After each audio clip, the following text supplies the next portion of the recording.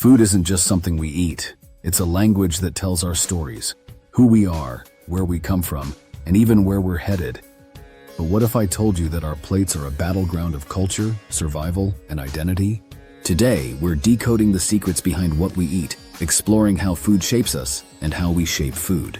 In the US, diversity is growing, and so is the variety on our plates.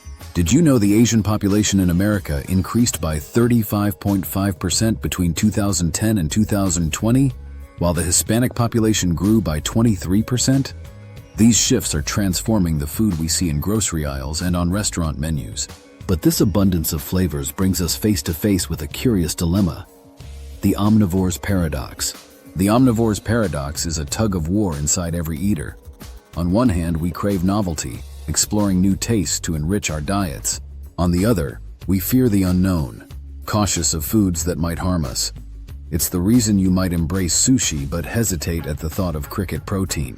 This paradox shapes not only individual choices but entire food cultures, driving a delicate balance between tradition and innovation. Food carries meaning far beyond its ingredients. For some, a slice of birthday cake symbolizes celebration.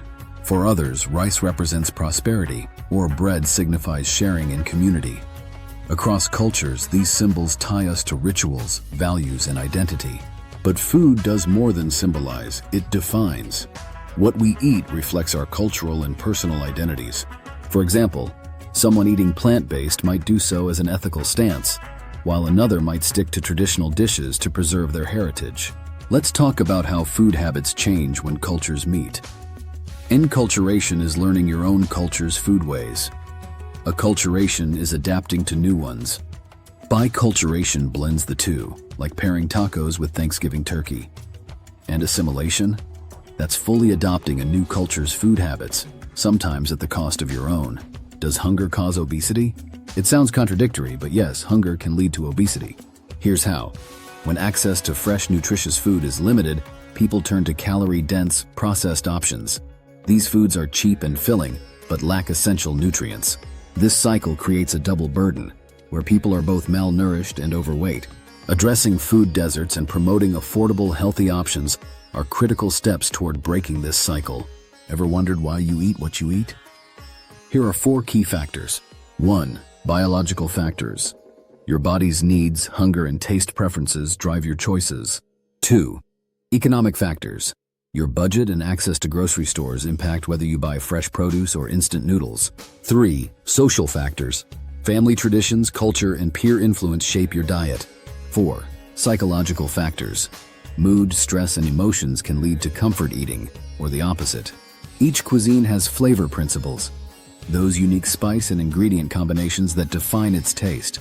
Think soy sauce and ginger for East Asian food, or cumin and chili for Mexican dishes. Core foods like rice or wheat form the foundation of diets, while meal patterns, how we structure meals, reflect cultural habits. Together, these elements preserve traditions and influence how families pass down their culinary heritage. So how can we improve food habits? Increase access to affordable, nutritious food in underserved areas. Teach cooking skills that make healthy eating practical and enjoyable. Celebrate cultural exchange through food, fostering understanding and curiosity. Food is more than what's on your plate. It's a reflection of your story. So ask yourself, what does your food say about you? And as you look at the choices you make, what small steps could you take to expand your palate, honor your roots, or even embrace a new culture?